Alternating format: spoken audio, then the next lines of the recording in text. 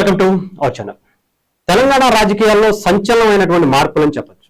నిజంగా చెప్పాలంటే ఎవరు ఊహించినటువంటి ఒక కాంగ్రెస్ పార్టీ సీనియర్ నాయకులు, నిజంగా చెప్పాలంటే కాంగ్రెస్ పార్టీని అంత తొందరగా ఎవరు కూడా అంటే ఆ పార్టీని పూర్తి స్థాయిలో నమ్మినటువంటి వ్యక్తులు ఎవరు కూడా బయటికి రారు. కానీ మొట్టమొదటిసారి అలాంటి పరిస్థితి ఇప్పుడు తెలంగాణ కాంగ్రెస్ లో మళ్ళీ ఎదురైనటువంటి పరిస్థితి కనిపించింది.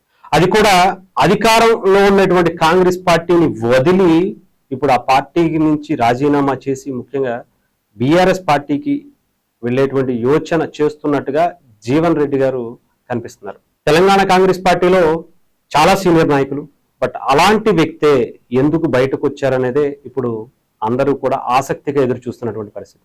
ఆయన రీసెంట్ గా నిన్న కేసీఆర్ గారిని కూడా కలవడం జరిగింది. మాజీ ముఖ్యమంత్రి, బీఆర్ఎస్ పార్టీ జాతీయ అధ్యక్షులుగా ఉన్నటువంటి ఆయన ఇప్పుడు ఎందుకు ఆయన్ని కలిశారు, ఆయన వేరే పార్టీకి వెళ్తారని కూడా అనుకున్నారు. బట్ అల్టిమేట్ గా మళ్ళీ ఇప్పుడైతే బీఆర్ఎస్ పార్టీ దగ్గరికి వచ్చి ఆగటం అయితే జరిగింది.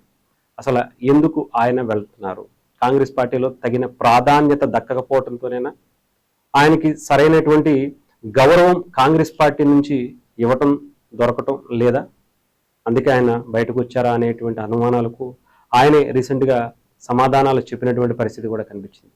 ఎస్, నాకు కాంగ్రెస్ పార్టీలో సరైన గౌరవం దొరకట్లేదు, ఇప్పుడున్నటువంటి కాంగ్రెస్ పార్టీలో ఉండే మంత్రులు కావచ్చు, అధికారంలో ఉండేటువంటి వ్యక్తులు కావచ్చు, ఎవరూ కూడా నాకు సరైన ప్రాధాన్యత కానీ, నన్ను కనీసం గౌరవం కానీ, నన్ను నా నియోజకవర్గంలో కూడా సరిగ్గా పని చేసుకునేటువంటి పరిస్థితి కల్పించారు.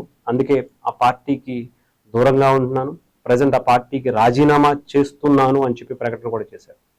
అంటే ఇది ఒకంత చెప్పాలంటే కాంగ్రెస్ పార్టీకి ఇది కొంత ఇబ్బందికర పరిస్థితి డెఫినెట్గా. ఎందుకంటే అధికారంలో ఉంటూ ఇంత బలమైనటువంటి ఈ టైంలో కూడా ఇలా ఒక సీనియర్ నాయకుడు, పార్టీకి ముఖ్యంగా చాలా లాయల్గా పనిచేసేటువంటి అటు సోనియా గాంధీ గారికి, రాహుల్ గాంధీ గారికి అంతకు ముందు నుంచి కూడా ఒక వీర విధేయుడిగా ఉండేటువంటి జీవన్ రెడ్డి గారు ఇప్పుడు పార్టీ నుంచి బయటకి రావటం ఒక సంచలనం అనే చెప్పాలి.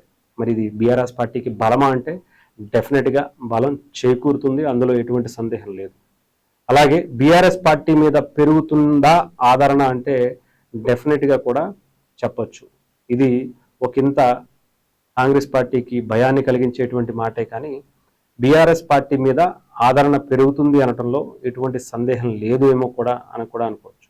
అలాగే ఇక్కడ బీజేపీ పార్టీకి కూడా వెళ్ళొచ్చు కదా అంటే, బీజేపీ పార్టీ కన్నా రాష్ట్రంలో ముఖ్యంగా కాంగ్రెస్ పార్టీకి అన్న బీఆర్ఎస్ పార్టీ వచ్చినటువంటి ఒక 10 ఏళ్లలోనే, అధికారం అనుభవించినటువంటి ఒక 10 ఏళ్లలోనే చాలా మ్యాసివ్ చేంజెస్ తీసుకొచ్చింది. కొన్ని దశాబ్దాల నుంచి కాంగ్రెస్ పార్టీ దేశాన్ని, ముఖ్యంగా తెలంగాణ ఉమ్మడి ఆంధ్రప్రదేశ్ని పరిపాలించినా కూడా ఎక్కడా కూడా తెలంగాణకి సంబంధించి అభివృద్ధిలో వెనుకడుగు వేసినటువంటి పరిస్థితే కనిపించింది. ఒక బీఆర్ఎస్ పార్టీయే దీన్ని కొంచెం ముందుండి నడిపించి వచ్చినటువంటి రాష్ట్రాన్ని అభివృద్ధి పదంపై తీసుకువెళ్తూ వచ్చినటువంటి అవకాశాలను అన్నింటినీ కూడా అందిపుచ్చుకున్నటువంటి పరిస్థితి కనిపించింది. సో కేసీఆర్ గారి మీద ఉండేటువంటి ఆదరణ అనుకోవచ్చు, ఆయన మీద, ఆయన నాయకత్వం మీద నమ్మకం కావచ్చు, కొంచెం ఇప్పుడు ఇంకా ఎక్కువ పెరుగుతుంది అనడంలో ఎటువంటి సందేహం లేదేమో అనిపిస్తుంది. మొత్తానికి చూడాలి, బీఆర్ఎస్ పార్టీకి మళ్ళీ ఇప్పుడు ఒక బలమైన నాయకుడు తోడవటం ఎలా ఉండబోతుంది, కాంగ్రెస్ పార్టీ పరిస్థితి ఏంటి అనేది రాబోయేటువంటి ఇంకా 2 ఏళ్ళు 3 ఏళ్ళు దగ్గర ఉంది అధికారంలోకి, ఎలక్షన్స్ రావడానికి. ఈలోపే ఏమైనా జరగచ్చు, ఎలాంటి పరిణామాలైనా చోటు చేసుకోవచ్చు.